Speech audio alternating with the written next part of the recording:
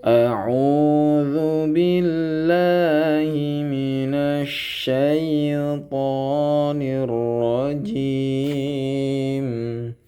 Bismillahirrahmanirrahim. Wal mursalati 'urfa فالعاصفات عصفا والناشرات نشرا فالفارقات فرقا فالملقيات ذكرا عذرا أو نذرا إنما توعدون لواقع فإذا النجوم طمست وإذا السماء فرجت وَإِذَا الْجِبَالُ نُسِفَتْ. Baik ibu-ibu, bapak-bapak, jamaah yang dimuliakan Allah Subhanahu wa taala, marilah kita akan membahas ya hukum tajwid pada surah ya ini surah Al-Mursalat ya. Boleh diperhatikan nggih bapak-bapak ibu. Huruf wawu yang pertama wal mursalati urfa. Wawu makhraj tempat hurufnya yaitu di mana dia syafawiyah ya, jadi syafawiyatun huruf bibir ya, huruf bibir hurufnya ada 4 ya, jadi 2 bibirnya terbuka ya, sudah terbuka wa tapi yang pertama dia bibirnya harus manyun itu apa ya, mengkerucut wa wal mursala ya, ini ada huruf lam ya, alif lam atau lam ya, sini lam sini itu sifatnya tawasud ya ibu-ibu. Wal la juga lam, makhraj huruf lam itu ujung lidah bagian bawah dikit menempel ya langit-langit mulut di atas kita ya, langit-langit mulut ya. Wal la seperti itu ya. La ya, di sini ada ini nih, ada penjelasan ya bapak-bapak ibu-ibu. Nah, di sini nih. Huruf lam ya, makhraj huruf lam ini kesalahan baca ketika kita membaca huruf lam. Banyak orang yang membaca huruf tersebut diucapkan terlalu ringan seperti huruf lam dalam huruf alfabet bahasa Indonesia. Maaf ya, seperti huruf la sehingga suara lam tidak terdengar jelas. Intinya disamakan huruf lam ini ya, logat bacaan orang Arab disamaan dengan huruf alfabet ya, itu yang enggak benar ya, tidak benar.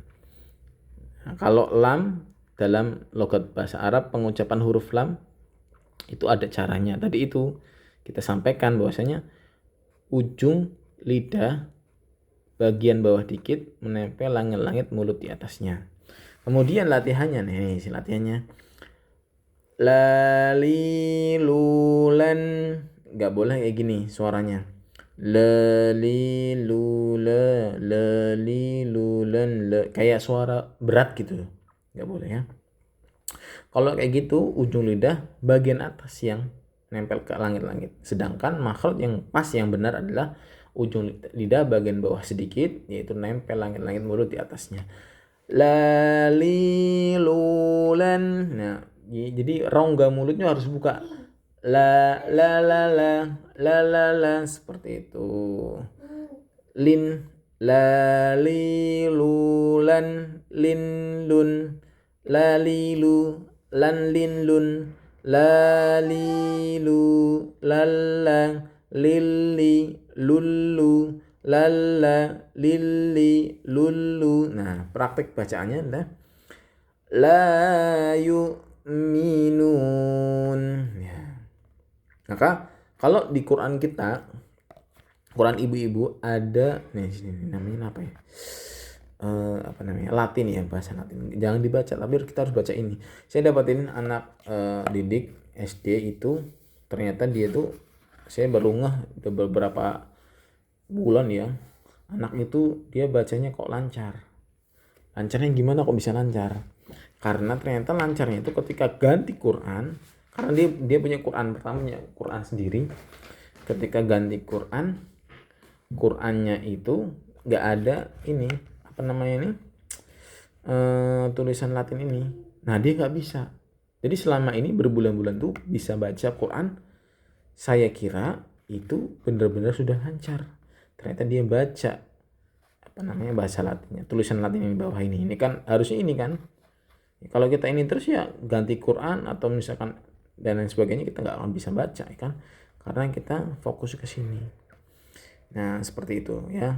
Qalu ya, jangan baca yang ini. Ko ya, kyolu kalau dengan Q ya, kyolu ya, nggak boleh baca ininya. Tadi bacanya ininya gitu guys. Wal mursala, huruf mim pun sama makhraj tempat keluarnya sama kayak huruf wawu ya. Syafawiyatun. Ya, kemudian mursalati urfa. Ini ra-nya tebal ya Ibu ya, Bapak-bapak. Jamaah. Ra-nya tebal karena huruf sebelum ra berharokat dhamma dan dia harus takhim ya. Roriru Nah, sifat huruf ro itu Ibu-ibu, Bapak-bapak ya. Boleh lihat di sini. Ro. Kalau ro itu tafkhim, dia bisa tebal karena posisi ro itu ya berharokat fathah dan dhamma, atau huruf sebelum huruf ro itu berharokat fathah dan dhamma ketika ro itu sukun ya. Kalau misalkan dia tipis, dibaca tipis ketika dia berharokat kasrah atau huruf sebelum huruf ro berharokat kasrah seperti itu. Oke. Langsung ya. Wal mursalati urfa. Sa si su bas ya. Kemudian lam. Mursala nih matobi panjang dua harokat. Ti'urfa'u ra'i'u, nggak boleh dibaca hamzah ya. Urfa salah, itu kalau salah baca ya salah arti juga. Urfa kalau yang ini kan nih sini kan ada Latin ya. Urfa itu nggak boleh ya. Urfa kan jadinya hamzah nanti, maka jangan dibaca Latinnya ini, baca atasnya ya, ayatnya yang dibaca langsung. Urfa kalau Latin kan ya gitu kan. Kalau itu kan, kalau ini ain ketika dhammah ya u-nya tuh beda. Nah, jadi suaranya pun berbeda, suaranya berbeda. Urfa fal 'asifati asfa ya. Fa makhrajnya ujung gigi lidah bibir bagian bawah menempel gigi seri atas ya. Fa ya, ini ketemu lam sukun, dia tawasud ya. Tawasud tengah-tengah antara syiddah dan rokhwah. Ini huruf ain, jangan dibaca huruf hamzah. Nah salah. Fal 'asi kebanyakan huruf sod bacanya ya. Seperti huruf sin. Makhrajnya di mana Ustaz? Makhrajnya huruf sod adalah, boleh dilihat sini ya. Nah, huruf sod kita lihat sini. Sod ya, dia namanya judulnya asaliyah, huruf lembutnya lisan. Namanya asaliyah. Ujung lidah, jadi huruf ya, sin zai sod ini ujung lidah berada di ruang antara gigi seri atas dan gigi seri bawah. Jadi nggak nempel ke sana, nggak nempel ke sini. Ya, huruf sod ya. So. Nah, posisi lidah gimana Ustaz? Posisi lidahnya sifatnya ya, huruf sod itu sifatnya apa? Hams, nafasnya berjalan keluar. So So. Nah, kalau tangan kita di depan mulut kita, so ada udara keluar. So ya keluar ya. Kemudian rohwah juga ya, rohwah. Ketika sukun berjalan ya. Nah, kemudian huruf yang lain yaitu huruf shad ya. Isti'la, terangkatnya tengah lidah ke langit mulut ya. Khusuh wadin kil. Khusuh yang terangkat, jadi posisinya itu gimana ya? Kakak boleh minjem pulpen bentar? Boleh. Mana? Sebentar ya.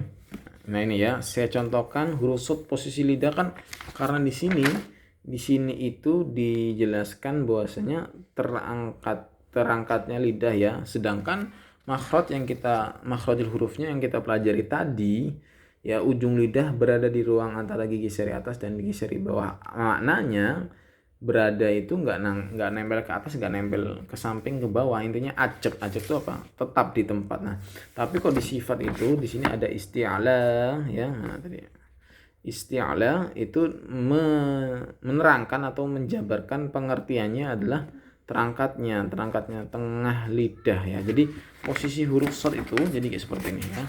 Mohon maaf ya, ibarat kata lidah ini kayak gini. Nah ya, boleh lihat ya, lidahnya gini. Nah, jadi ini gigi ya. Nah dari lidah depan ke tengah itu masih dia nggak ke atas ya. Namun kalau sudah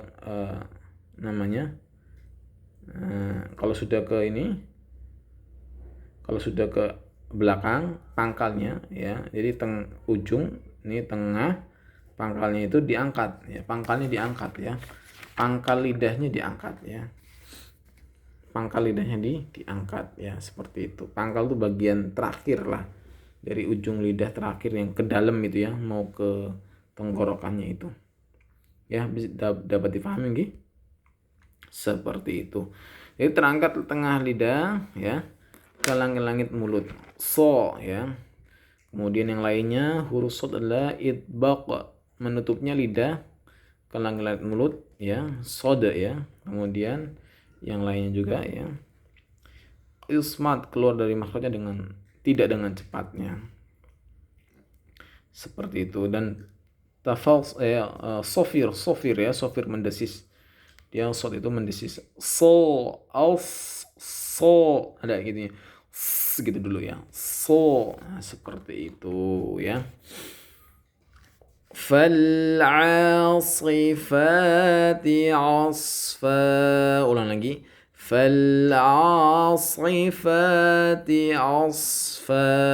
Alhamdulillah, dua ayat ini kalau kita pahami, kita pelajari ya, kita praktekkan, insya Allah bisa belajar, bisa baca Quran ya. Mungkin hanya ini, kurang lebih maaf. Wabillahi taufiq wal hidayah. Assalamualaikum warahmatullahi wabarakatuh.